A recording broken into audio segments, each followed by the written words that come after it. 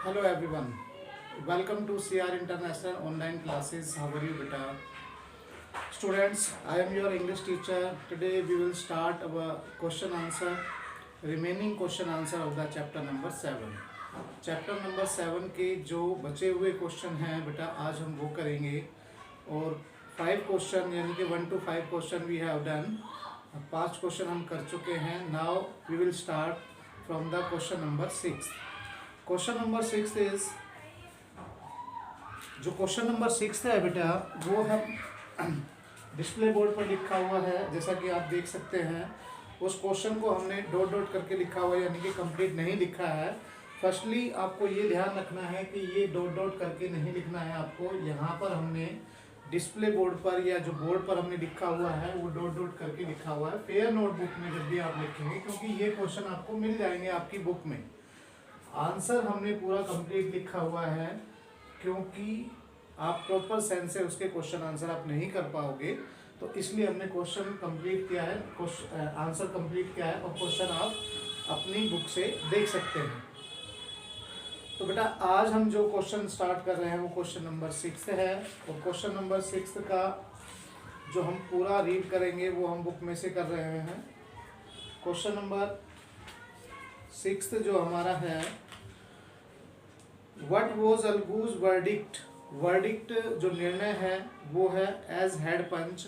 उसका क्या डिसीजन हुआ, उसका क्या निर्णय हुआ अलगू का. How did Jumman take it. और जुम्मन ने इसे किस प्रकार लिया. जुम्मन ने इसे या वो क्या फील करता था इसको बाद में जैसे डिसीजन हुआ उसका तो उसका हुआ है. Algu hear the case. Algu ने सबसे पहले उस केस को सुना and gave a fair judgement. और उसने एक जजमेंट होता है निर्णय, फेयर जजमेंट न्याय वाला कह सकते हैं, बिना पक्षपात का कह सकते हैं, एक फेयर जजमेंट दिया. He asked Jumman either to pay a monthly allowance. Monthly allowance का कल भी मैंने बताया था, इसका होता है गुजारा भत्ता, भत्ता देना या फिर खर्चा देना.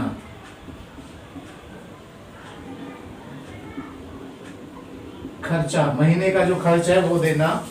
जुम्मन से कहा गया कि या तो वह मंथली अलाउंस दे टू हिज आंट, अपनी आंट को, और transfer the property in her name, या फिर उसकी यानी कि जो प्रॉपर्टी जो उसके नाम की है वापस उसके नाम करे.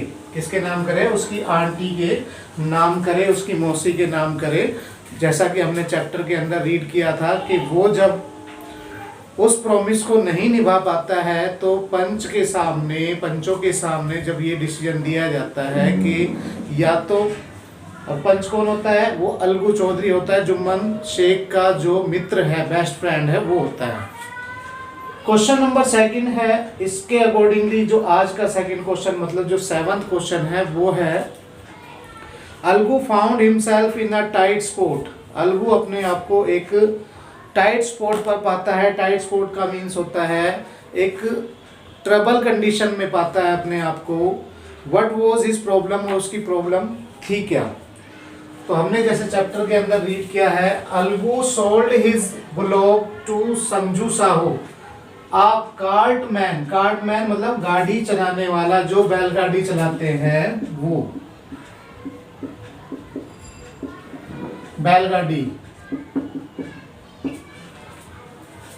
तो अलगू ने, उसके पास 2 बैल थे, हमने पढ़े थे. एक तो वो दुर्भाग्यवश पहले ही एक्सपायर हो जाता है और दूसरे को डेड हो जाता है और दूसरे को बेच देता है. किसको बेच देता है, संजू साहू को. और जो था एक कार्टमैन, एक बैलगाड़ी चलाने वाला, उसको बेच दिया. और Sahu promise to pay the price with in a month. और संजू साहू ने उसे प्रॉमिस किया कि वह उस बैल का जो पैसा है वो 1 मंथ के अंदर दे देगा.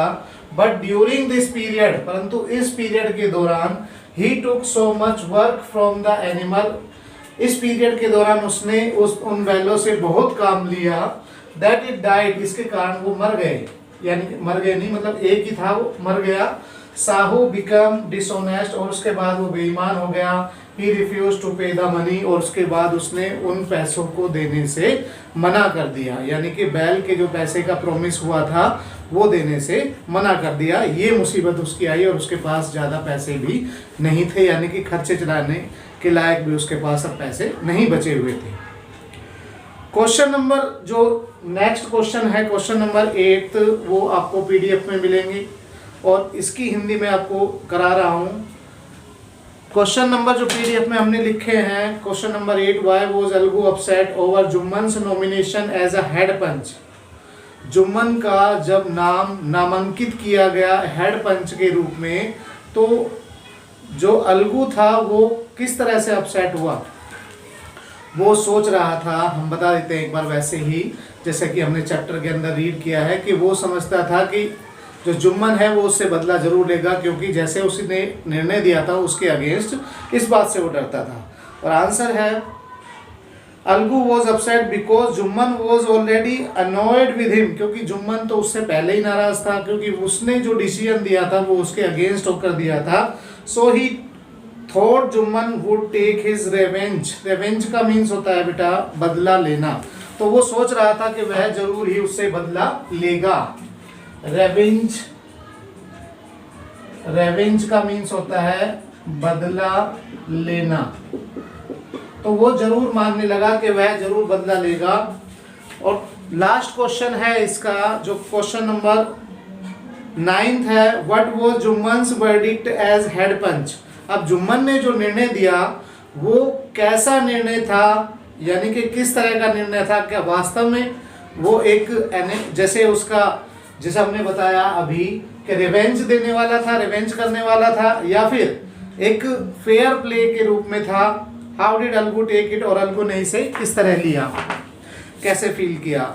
जुम्मन्स verdict was that Sahu had to pay the price of bullock to Algu because, Jumman ने निर्णय सुनाया कि साहू को उसके बैल के पैसे देने होंगे, क्योंकि when Sahu purchase the bullock from the Algu it was hello and hearty.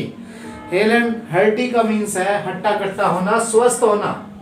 तो जिस समय जो वो बैल थे जो बेचे गए थे, उस समय जो वो बैल थे वो बिल्कुल स्वस्थ थे। This was a genuine decision, और यह वास्तव में एक सही निर्णय था, मतलब बिल्कुल निष्पक्ष निर्णय था। Algu took it happily, Algu ने बहुत खुशी से इसे लिया। And said it was a victory of the panchayat, और लास्ट में खड़े को, जैसे ही हमने पढ़ा था चैप्टर में, अंत में उसने क्या कहा कि ये पंचायत की जीत है, पंचायत की विजय है।